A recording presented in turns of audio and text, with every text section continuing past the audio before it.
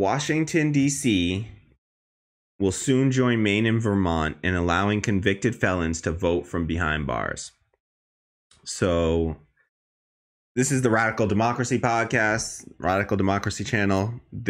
I would like to report on things where we have any sort of extension of democracy.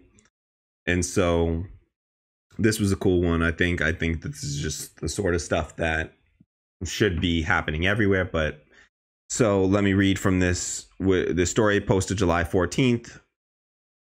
This November, and so this kind of snuck under the radar. People haven't even talked about this, so I just wanted to highlight it because I just noticed it kind of snuck under the radar. So this November, DC residents serving time in prison for a felony will be allowed to vote. It's a new provision passed under an emergency reform bill on July 7th. Right now, only Maine and Vermont allow incarcerated felons to vote. So quick note, Maine and Vermont are the only two states that allow incarcerated felons to vote.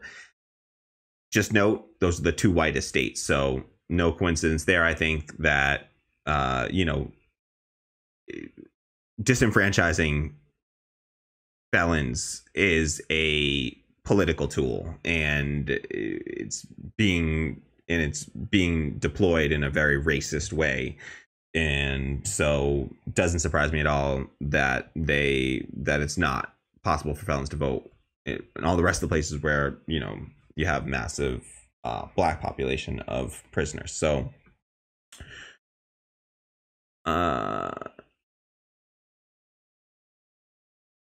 let me just read further in the story. The right to vote in DC was taken away in the 1950s for those convicted of felonies while serving time. DC is unique because it doesn't have any prisons in the city. There are 6,000 convicted felons from the district serving their sentences in prisons all across the country, according to gentlemen. In November, those residents will be able to request an absentee ballot to vote. However, the DC Board of Elections won't be required to send ballots to inmates until 2021. The bill is expected to be signed into law by Mayor Muriel Bowser by the end of the week. The bill is part of temporary emergency legislation, so it will only be in place for 90 days. The DC Council plans to make the legislation permanent in the fall.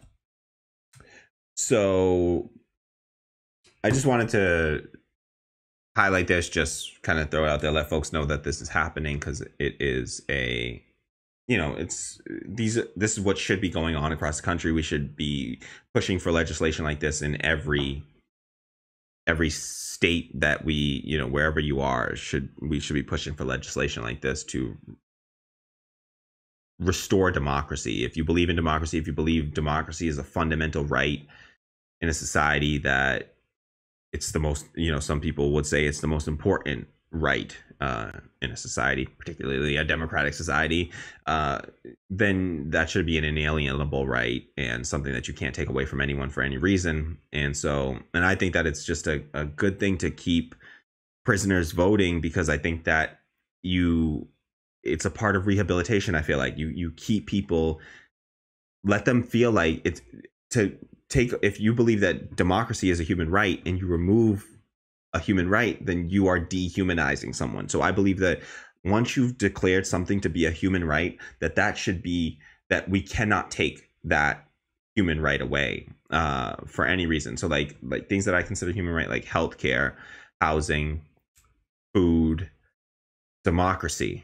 And so I think that a living wage, I think that right to a job and a job with a living wage. So I think that even prisoners should be able to get jobs and jobs with living wages. So this like prison slavery garbage, the 13th Amendment, that abolished slavery but legal except in the case of prison slavery, prison labor. So I think that, if you haven't watched the documentary 13th on Netflix, please check it out. It's amazing, and it's just great, and it'll take you through that history. So definitely worth a watch. But yeah, this is good news, promising for democracy. We got, felons should still be able to vote and still be able to participate in democracy, just so that they remain engaged in their community, still feel like they're a member of the community.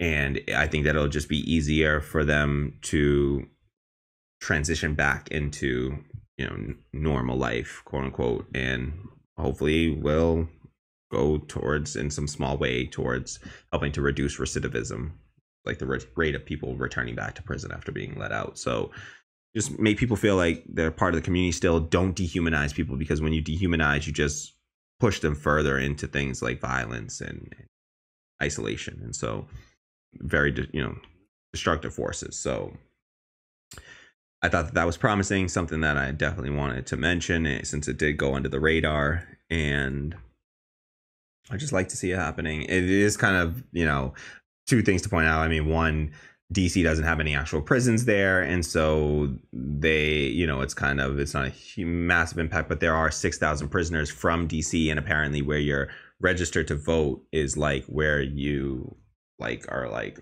a resident of, I guess, apparently. And so even if you get moved around, you still vote where you're like a resident of, not where you've been moved to, apparently, I think, or something. That's what it sounds like, because these DC residents are going to be able to receive ballots even if they're felons. But another side note, two more side notes. One, the ballots don't appear like they're going to be able to vote in the 2020 election, unfortunately, because they said that the absentee ballots don't actually have to be delivered until 2021. So I'm hoping they don't mean the ballots for this election year have to be delivered, but I'm hoping they mean that no ballots will be able to be delivered until the year 2021, meaning after that, moving forward in an election year, they will be able to request and receive ballots and vote in those elections after 2021. Other side note was that this was just a temporary measure as part of an emergency police reform bill. And so it's only effective for 90 days. And then they hope to come back, the council, and make this permanent. But there's no guarantee that it will be made permanent.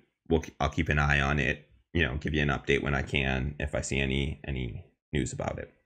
Thanks for watching Radical Democracy Podcast. I'm your host, Kamali Rose. Please like and share this video, subscribe to the channel, and if it doesn't bother you, hit that bell below to receive notifications whenever we go live or launch a new video.